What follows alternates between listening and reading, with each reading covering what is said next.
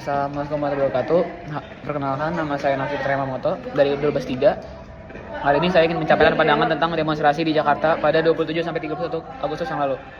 Demonstrasi ini dilakukan mahasiswa sebagai bentuk protes terhadap kebijakan pemerintah dan berlangsung di sekitar gedung DPR dan MPR. Menurut UUD 1945 pasal 28 ayat 3, setiap orang berhak berkumpul dan menyampaikan berpendapat. Namun aksi tetap harus menjaga ketertiban. Demonstrasi dapat meningkatkan partisipasi politik, tetapi juga beresiko terjadi kericuhan yang jika tidak tertib. Sila keempat Pancasila mengajarkan musyawarah, dan sila ketiga Pancasila menekankan pentingnya persatuan. Artinya demonstrasi sebaiknya dilakukan secara damai.